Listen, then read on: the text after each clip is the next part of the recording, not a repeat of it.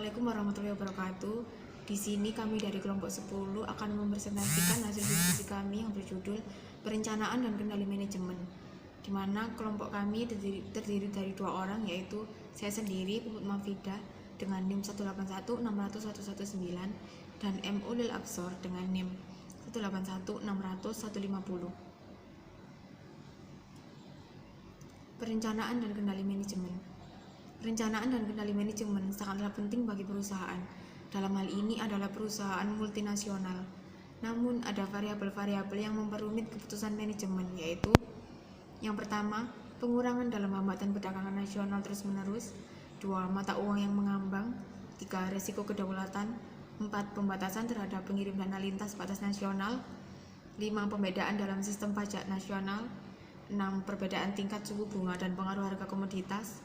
Dan 7. Ekuitas yang berubah-ubah terhadap aktiva, laba, dan biaya modal perusahaan. Pembuatan modal usaha. Mengidentifikasi faktor-faktor utama yang relevan terhadap kemajuan perusahaan di masa depan.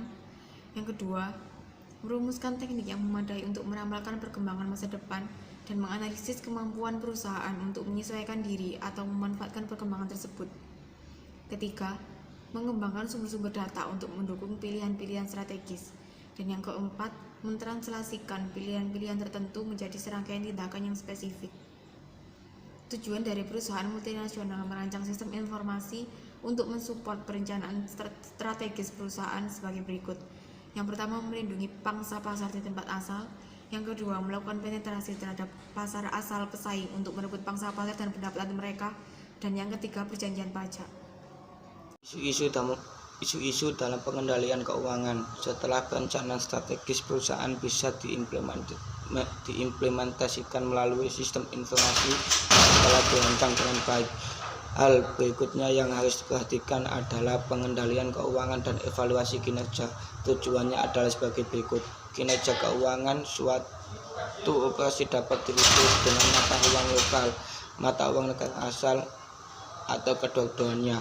Mata uang yang digunakan dapat memiliki pengaruh yang signifikan pada saat menilai kinerja suatu unit dan manajernya. Nilai mata uang yang berfluktuasi dapat mengubah laba ketika diukur dengan mata uang lokal menjadi kerugian ketika dinyatakan dalam mata uang negara asal. Penentuan biaya strategis. Ketika pengendalian biaya pada tahap manufaktur, banyak perusahaan seluruh dunia menggunakan sistem penentuan biaya standar yang memperkirakan beberapa biaya yang dikeluarkan untuk memproduksi suatu barang yang dipergunakan sebagai dasar untuk menentukan harga jual yang memadai.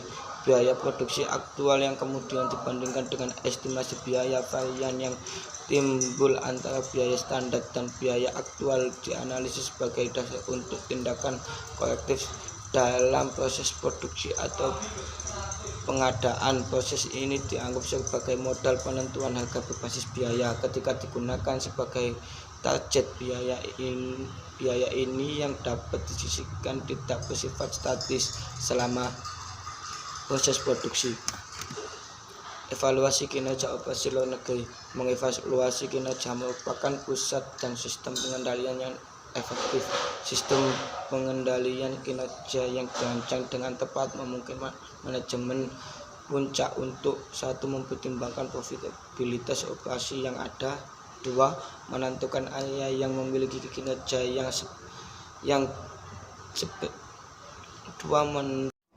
Sekian presentasi dari kelompok kami, kurang lebihnya mohon maaf. Saya akhiri. Wassalamualaikum warahmatullahi wabarakatuh.